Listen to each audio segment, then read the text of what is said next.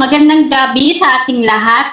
Ako ang inyong guro sa asignaturang Filipino. Ako si Binibining Jameline L. Ventura. Ngayong araw, tatalakayin natin ang maikling kwento at ang mga elemento nito.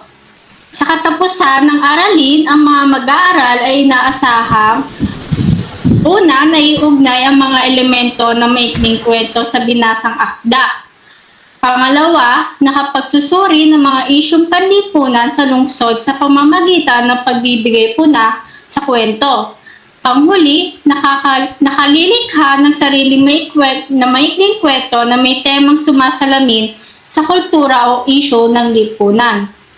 Bago tayo dumako sa ating talakayan, ano nga ba ang maikling kwento? Ang maikling kwento ay isang genre ng pasalaysay na akdang pampanitika na umiinog sa paglalahad ng isang pangyayari.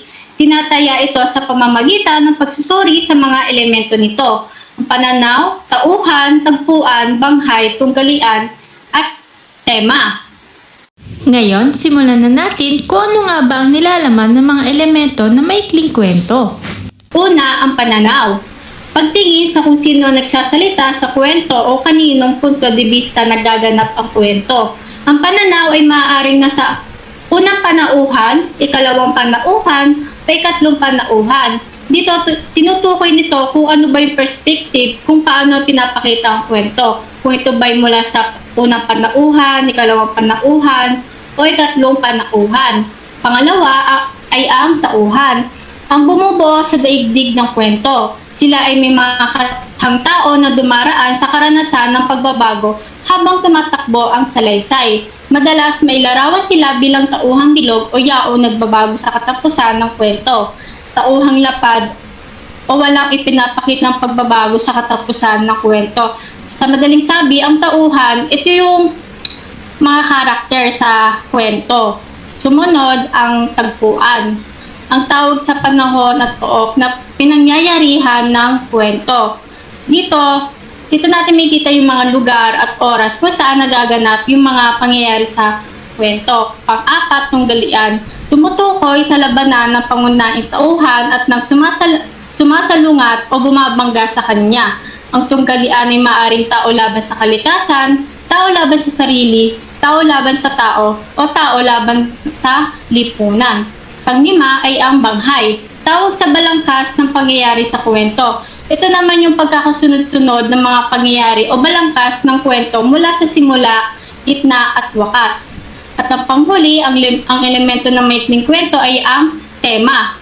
Ang pangkalahatang kaisipan, nais palutangin na may akda sa isang maikling kwento. Ito yung pangunahing mensahe o idea na nais iparating na may akda. Ngayon, may pepresenta ako na isang halimbawa ng isang maikling kwento sa isang nobela na sulat ni Edgardo M. Reyes tungkol sa mga kuko ng liwanag. Para sa unang talata, si Julio isang mahirap na mangingisda. Isang araw, umalis si Ligaya na kanyang kasintahan kasama ang isang babae na may pangalang Ginang Cruz na pinangako ang makakapag-aral at makakapaghanap buhay sa Maynila. Kaya't sinundan ni Julio sa Maynila ang kanyang nobya na si Ligaya. Noong nasa Maynila na, naging biktima si Julio ng mga mapanlamang na mga tao sa lungsod. Nakaranas si Julio ng mga pang-aabuso habang nagtatrabaho sa isang lugar ng construction. Sumunod, unting-unting nawala ng pag-asa si Julio na matagpuan pa si Ligaya.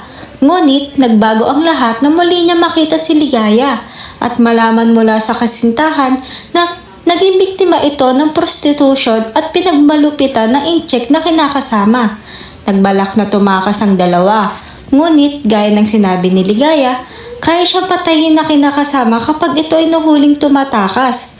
Dumaan ang gabi at sa pagising ni Julio ay patay na si Ligaya. Kaya ang ginawa ni Julio, ipinaghiganti ni Julio si Ligaya at pinasla ang kinakasama nitong incheck. Subalit, maraming pagkasaksi at pinagmalupitan si Julio hanggang sa ito ay mawalan din ng hininga.